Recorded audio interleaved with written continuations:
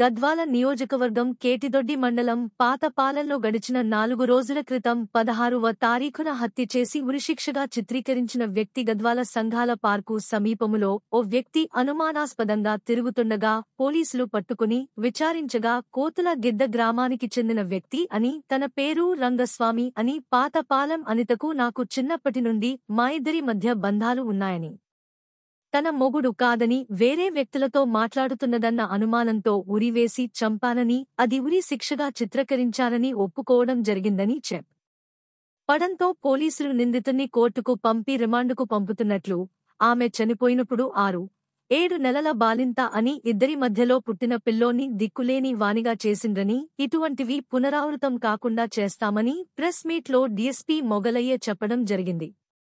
ఈ హత్యా కేసును ఛేదించడంలో సహకరించిన పోలీసులకు ఎస్పీ రివార్డులు అందజేస్తారని అన్నారు. Like, share, subscribe. 15/16 intervene knight of 15th and 16th, తెల్లారితే 16th మిడ్ నైట్ కేటిదొడ్డి మండలంలో పాతపాలెం అనే విలేజ్లో అనిత అనే ఒక లేడీ వివాహితులు ఒక సస్పిషియస్ సర్కమ్స్టాన్సెస్లో అనుమానాస్పద మృతిగా, అంటే ఉరి నుండి తీసి ఈ గొంతు దగ్గర ఒక లిగేచర్ మార్క్తోని చనిపోయి ఉండడం జరిగింది. దాని మీద అనుమానాస్పద స్థితిలో కేసు రిజిస్టర్ చేయడం జరిగింది. Basing on the case facts,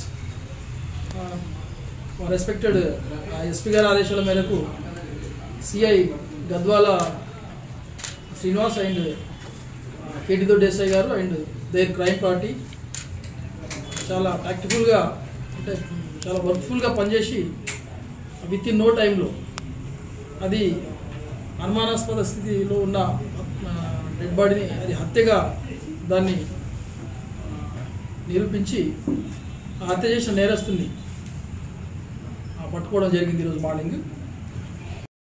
అమ్మాయి, ఆమెకు పిల్లలు కూడా ఉన్నారు, కొత్తపాలెం అమ్మాయి. అయితే కోతలగిద్ద గ్రామానికి, గరూరు మండలం కోతలగిద్ద గ్రామానికి మ్యారేజ్ అయింది. అత్తగారు రావు, బట్ వాళ్ళు తల్లిగారి ఇంట్లోనే ఉంటున్నారు. అప్పుడప్పుడు హైదరాబాద్లో భార్యాభర్తలు పోయి బతకడానికి పోయి మళ్ళీ రిటర్న్ వచ్చారు. దీనికి మెయిన్ మోటివ్ ఏంటంటే సేమ్ విలేజర్ దళాయి రంగస్వామి అని, చిన్నప్పటి నుంచే వీరిద్దరి మధ్యన సహవాసం ఉండి ఇల్లీగల్ అఫైర్ అనేది ఉండి, దానికి తోడు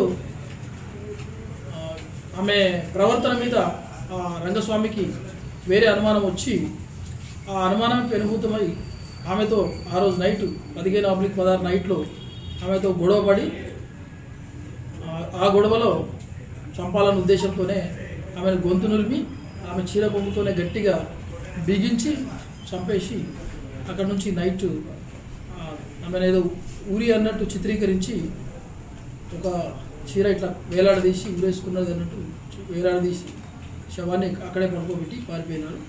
మా పోలీస్ ఇన్వెస్టిగేషన్లో ఇదంతా డీటెయిల్గా ఇన్వెస్టిగేషన్లో భాగంగా తెలియడంతో అతని మీద నిఘా పెడితే ఈరోజు మార్నింగ్ ఈ సంఘాల పార్క్ దగ్గర అనుమానాస్పద స్థితిలో ఉన్నప్పుడు ఆయన్ని పట్టుకొని ఇంటరాగేట్ చేస్తే ఆయన చేసిన నేరాన్ని, అనితను చంపిన నేరాన్ని ఒప్పుకునగా ఆయనను ఆల్ ప్రాపర్ లీగల్ ప్రొవిజన్స్ అన్ని కంప్లీట్ చేసి కోర్టులో ప్రొడ్యూస్ చేయండి.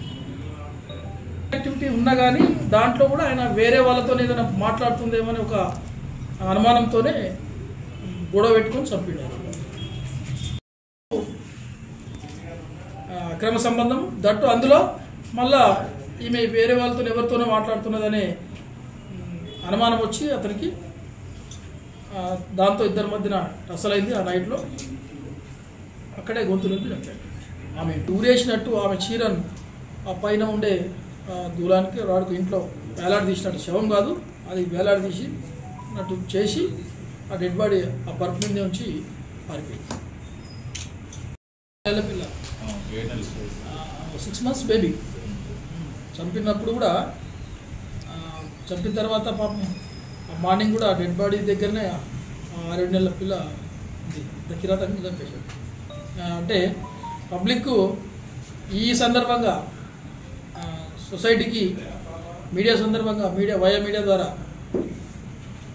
కొద్దిగా మన మోరల్ వాల్యూస్ను తగ్గించుకొని చేస్తే ఇలాంటి అరాచకాలు, ఇలాంటి అసాంఘిక ఇల్లీగల్ యాక్టివిటీస్ అనేది స్కోప్ ఎక్కువ ఉంటుంది. కాబట్టి కొద్దిగా దీనికి అంతటి కారణం ఏంటంటే మళ్ళీ అవేర్నెస్ ప్రోగ్రామ్స్ అన్నీ మేము మా పోలీస్ తరఫున మ్యాక్సిమం కళా బృందం తరఫున కూడా ప్రతిరోజు ఏదో ఒక విలేజ్లో కండక్ట్ చేస్తూ ఉన్నాము. Social awareness తీసుకొస్తున్నాము.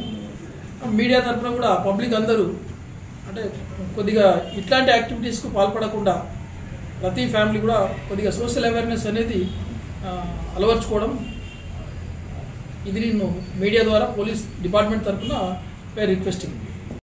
చాలా ఇన్డెప్త్కి వెళ్ళి విత్ ఇన్ నో టైంలో కేసును ఛేదించిన సిఐ గద్వాల శ్రీనివాస్ గారికి, అలాగే ఎస్ఐ కేటిదొడ్డి, మరి వాళ్ళ టీం మెంబర్స్ అందరికీ ఎస్పీ గారు సూటబుల్ రివార్డ్స్ కూడా ఇవ్వడం జరిగింది.